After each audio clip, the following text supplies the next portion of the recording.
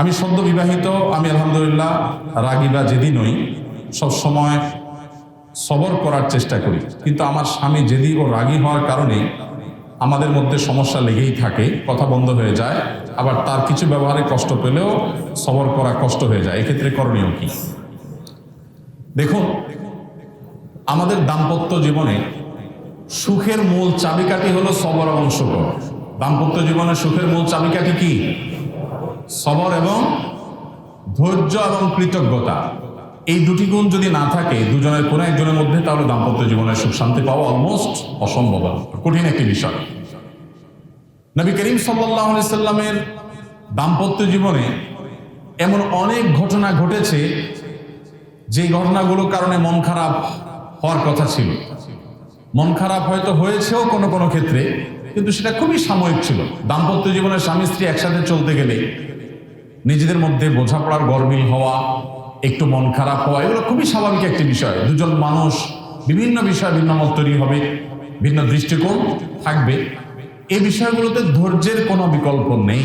বিশেষ করে মেয়েদেরকে আমরা বলতে চাই, মেয়েরা তাদের সাংসারিক জীবনের শুরুতে তাদেরকে বেশি একটু স্ট্রাগল করতে হয়। আমাদের সামাজিক প্রেক্ষাপটে নারীদের প্রতি নানা বৈষম্য, তাদেরকে কোণঠাসা করে রাখার চেষ্টা, নানা কুসংস্কার, এগুলোর কারণে মেয়েদের উপরে অনেক বেশি কষ্টকর হয় তাদের সাংসারিক জীবনের শুরুর সময়টা পার করা। কিন্তু আমি বলি সব সময়, সাংসারিক জীবনের শুরুতে আমাদের সামাজিক বাস্তবতায় পুরুষ শুরুতে একটু বেটাগিরি দেখাইলেও সাংসারিক জীবনের শেষে এসে কিন্তু পুরুষ পুরাটাই বিড়ালের মতো থাকে।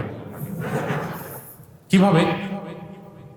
প্রথম বিয়ের পর যেহেতু একজন নারী, তিনি বাবার বাড়ি ছেড়ে স্বামীর সংসারে আসেন, সেখানে স্বামীর বাবা, স্বামীর ভাই, স্বামীর বোন, স্বামী সব তার, আর উনি একা আরেক ঘরের আরেকটা ফ্যামিলি। খুব স্বাভাবিকভাবেই এতগুলো পরকে আপন করা চ্যালেঞ্জিং একটা কাজ হয়, খুব কষ্টকর হয়। অনেক মেয়েরা এটা ধৈর্য ধারণ করতে পারেন না। আর ওই যে এক শ্রেণীর মানুষ আছে যারা আমাদের ধার্মিকদেরকে, আমাদের মুসলিম বোনদেরকে খোঁচাখুচি করে বলে, আরে কি জন্য সমস্ত স্ট্রাগল করবো, বের হয়ে আসো, দেখো জগৎটারে কত সুন্দর। এরা উস্কে দেওয়ার পরের ইতিহাসটা আর জানার চেষ্টা করে না। এই ভদ্রমহিলা তার কথা শুনে যারা বেরিয়ে আসে, তাদের পরবর্তী পরিণতি তারা জানেও না, জানার চেষ্টাও করে না। এর বিপরীতে যারা কষ্ট করে টিকে থাকে, যারা কষ্ট করে ধৈর্য ধারণ করে, সবর করে, নদীর কিনারাতে যে বড় বড় ঢেউ, এটা দেখে ভিতরে ঢুকতে যারা ভয় পায় না, সাহস করে এগিয়ে যায়, একটা পর্যায়ে তাদের এই কষ্টটা থাকে না। কখন কষ্ট থাকে না? একজন মেয়ে যখন স্বামীর সংসারে যাওয়ার পর প্রথম কষ্ট হয়, একটা বাচ্চা হয়, আল্লাহ দেয়, দুইটা বাচ্চা হয়, সংসার আস্তে আস্তে বাচ্চারা বড় হতে থাকে।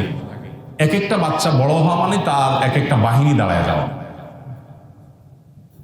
এই ছেলে মেয়েগুলো যখন বড় হয়ে যায়, ডানে দেখে ছেলে দাঁড়ায় আছে, বামে মেয়ে দাঁড়ায় আছে, কদিন পরে ছেলের ঘরের ছেলে, এরপরে মেয়ের ঘরের মেয়ে, এগুলো যত বাড়তে থাকে, এই সবগুলোকে দিন শেষে মায়ের বাহিনী হিসাবে কাজ করে।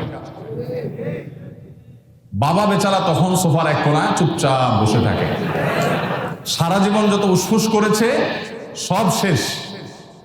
এখন ভদ্রলোক পৃথিবীর সবচাইতে ভদ্র মানুষ হিসেবে সোফার এক কোণায় বসে থেকে বিনম্র আচরণ করে তিনি নিজেকে উপস্থাপন করেন। আর ভদ্র মহিলা যত বৃদ্ধ হতে থাকে, যত বয়স বাড়তে থাকে, তার সৈন্য সামন্ত লোকবল, তার বাহিনী ডানে বামে এমনভাবে তার বাড়তে থাকে।